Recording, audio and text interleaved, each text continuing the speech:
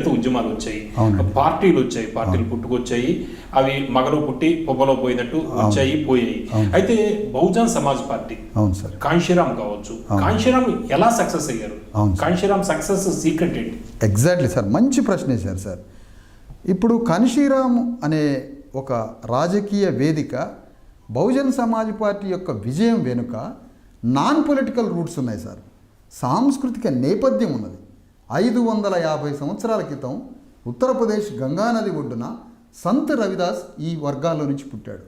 ఆ సంత్ రవిదాసు అణగారిన సమాజాన్ని, మరీ ముఖ్యంగా అంటరాని సమాజంలో ఉన్నటువంటి చమార్ జాతిని, ఇక్కడ మాదిగలని పిలుస్తారు, ఆ చమార్ జాతి పునాదిగా శూద్ర సమాజం మొత్తాన్ని విముక్తి చేయడానికి అక్కడ సంత్ రవిదాసు ఒక ఉద్యమాన్ని తీసుకొచ్చాడు. ఆ సంత్ రవిదాసు ఉద్యమమే, ఆయన చెప్పిన ప్రబోధాలే సిక్కు మతంలో ఆది గ్రంథులో కూడా అవే ప్రవచనాలు ఉన్నాయి. సంత్ రవిదాస్ శిష్యుడు కబీరు, ఆయన శిష్యుడు, ఇట్లా ఈ పరంపరతోటి ఆ సంత్ రవిదాస్ ఇచ్చిన జ్ఞానంతో ఉత్తర భారతదేశ ప్రజలంతా చైతన్యవంతులై వాళ్ళ ఒక స్వయం గౌరవాన్ని, ఆత్మగౌరవాన్ని అక్కడ ఉత్తర భారతదేశంలో ప్రదర్శించారు. సంత్ రవిదాస్ ఒక మాట ఏమంటాడంటే చమార్లను ఉద్దేశించి, నువ్వు బ్రతికితే సింహాసనం మీద కూర్చో, లేదంటే శ్మశానానికి వెళ్ళిపో. అంటే విజయమా వీరస్వర్గమా? అంటే ఒక చర్మకారుడు బ్రతికితే సింహాసనం మీద బతకాలి, లేకపోతే శ్మశానానికి వెళ్ళిపో అన్నాడు. ఆ విప్లవాత్మకమైన మాటతో అక్కడ మాదిగలు, చర్మకారులు, శూద్రులు, అగ్రవర్ణ పెత్తందారి భూస్వామ్య వ్యవస్థకు వ్యతిరేకంగా వాళ్ళంతా సాంస్కృతికంగా తయారై 500 సంవత్సరాలు స్వయం గౌరవంతో, ఆత్మగౌరవంతో, స్వీయ క్రమశిక్షణతో కోట్ల మంది ప్రజల్ని వాళ్ళు విముక్తులు చేశారు. ఒక సిక్కు మతం ద్వారా కూడా వాళ్ళ సందేశాలని, కబీర్ సందేశము ఆది గ్రంథులో ఉంది, రవిదాసు ఆది గ్రంథులో ఉంది. వాళ్ళందరి యొక్క ఆలోచనలతోటి ఉత్తర భారతదేశం ఒక చైతన్యవంతమైంది సార్.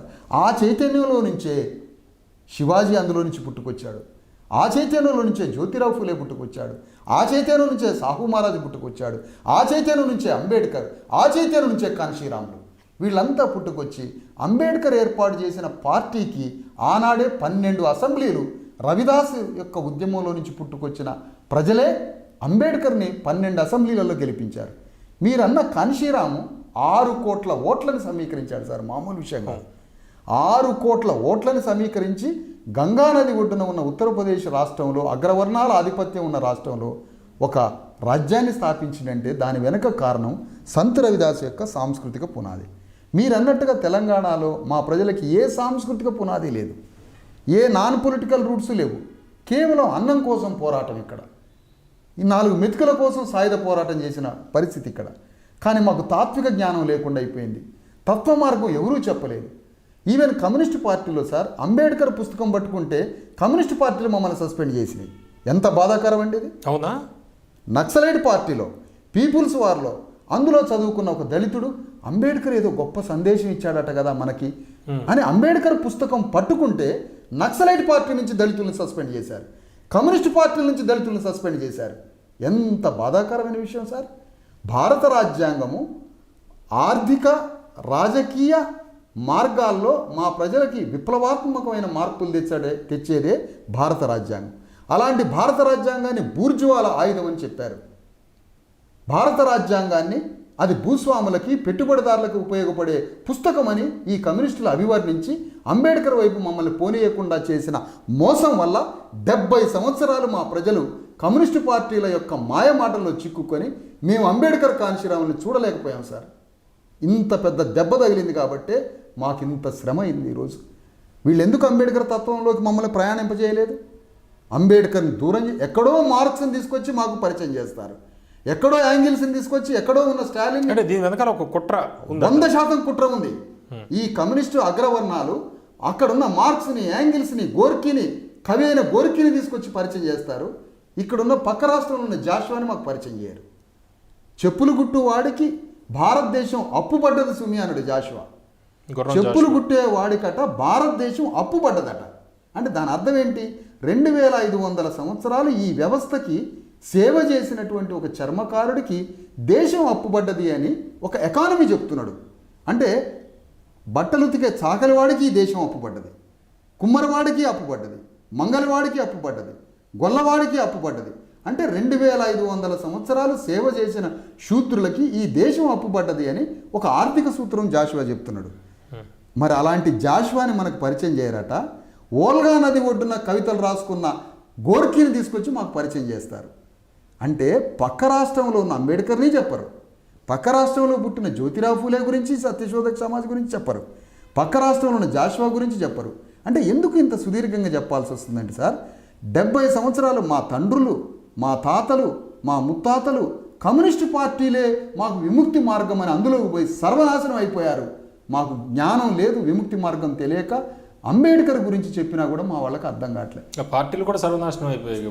అదే మమ్మల్ని సర్వనాశనం చేయాలనుకున్న పార్టీలు అవి సర్వనాశనం అయిపోయినాయి. ఇక మేము బతికేటువంటిది ఒక్క అంబేద్కర్ తత్వమే కాబట్టి వాళ్ళు చేసిన నష్టాన్ని పూడ్చుకోవడానికి మాకు చాలా సమయం తీసుకోవాల్సి వస్తుంది సార్.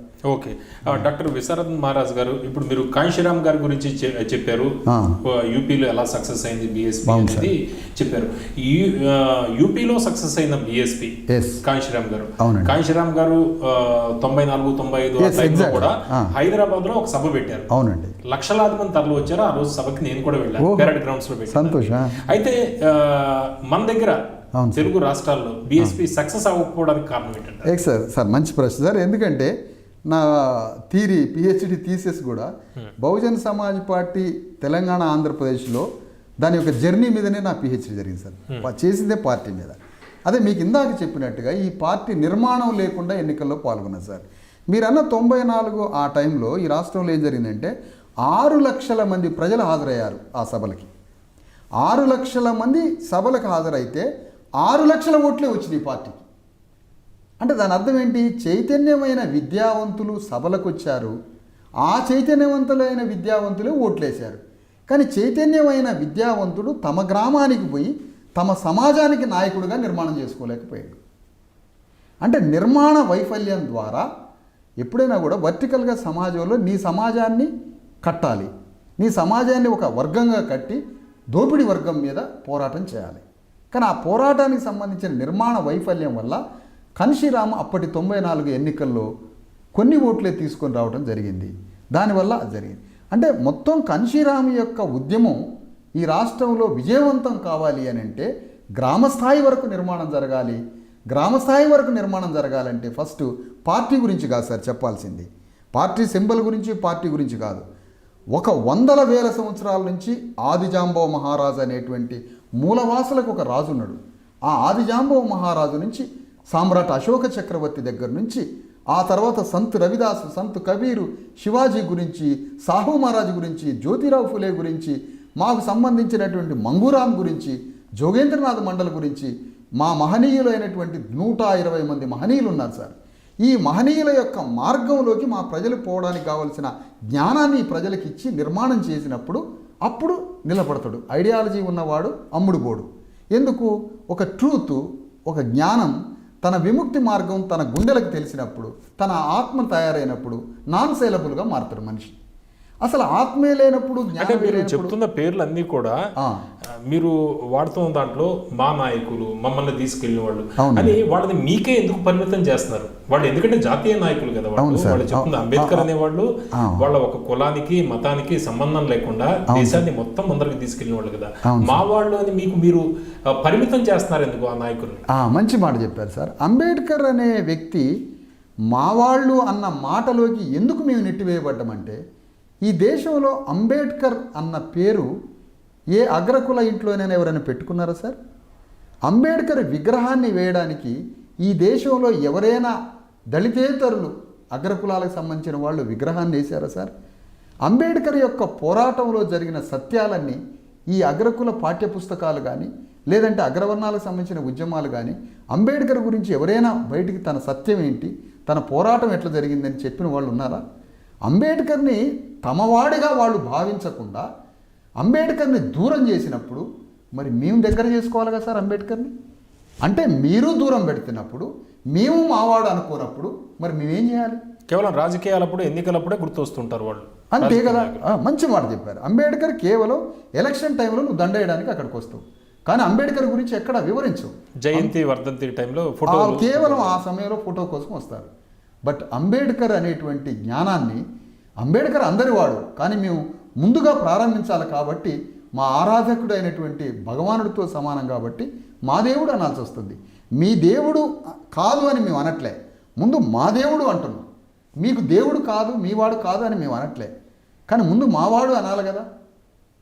అదే కదా సార్, మా నాన్న సమాజం మొత్తానికి నాయకుడు, కానీ ముందు మా నాన్న కదా సార్ అన్న దృక్పథంతో చెప్తున్నాం, కానీ వేరే ఉద్దేశం కాదు. ఓకే, విశాఖ మహారాజ్ గారు, ఇప్పుడు ఆర్ఎస్ ప్రవీణ్ కుమార్ గారు, అవును సార్, బహుజన్ సమాజ్ పార్టీ నిర్మాణాన్ని ఒక గ్రామ స్థాయిలో తీసుకెళ్తున్నారు కదా. అవును సార్. ఎలా ఉంది ఆయన వెళ్తున్న మార్గం కావచ్చు, లేకపోతే బీఎస్పీకి, ఎందుకంటే గతంలో బీఎస్పీ ఇక్కడ దెబ్బతిన్న పరిస్థితి. ఇప్పుడు ఆర్ఎస్ ప్రవీణ్ కుమార్ గారు ఒక కొత్త దృక్పథంతో, కొత్త ఫిలాసఫీ తోటి, కాంశీరామ్ గారు ఫిలాసఫీ ఆయన బాటలో వెళ్తున్నారు, గ్రామ స్థాయిలోకి వెళ్తున్నారు కదా. ఎట్లా ఉండే అవకాశం ఉంది అంటే ఇప్పుడు ఒకటి సార్, ఇప్పుడు ప్రవీణ్ కుమార్ సారు బహుజన్ సమాజ్ పార్టీలో రాకముందు ఒక 26 ఏళ్ళు ప్రభుత్వ సర్వీసులో ఒక ఐపీఎస్లో ఉన్నత స్థానానికి ఎదిగి అక్కడి నుంచి సాంఘిక సంక్షేమ శాఖలో ఒక కార్యదర్శి హోదాలో పనిచేశారు. ఈ మొత్తం బ్యాక్గ్రౌండ్ ఏం చేసిందంటే ఆయనకు ఉన్నతాధికారి అనేటువంటి ఒక గౌరవము, సాంఘిక సంక్షేమ శాఖలో చేసిన తన సేవకి సమాజంలో ఒక మంచి గుర్తింపు రావడం వల్ల బహుజన్ సమాజ్ పార్టీలో చేరినప్పుడు ఆ మనిషికి వచ్చినటువంటి ఏదైతే మైలేజ్ కావచ్చు, గంభీరత కావచ్చు, అదంతా పార్టీలోకి రావడానికి మంచి ఆదరణ లభించింది సార్. అయితే ప్రవీణ్ కుమార్ సారు యొక్క లభించిన ఆదరణతో ప్రవేశం మంచిగా జరిగింది పార్టీలో. ఆయనతో ఒక మంచి మార్పు కూడా వస్తుందని మనం ఆశిద్దాం.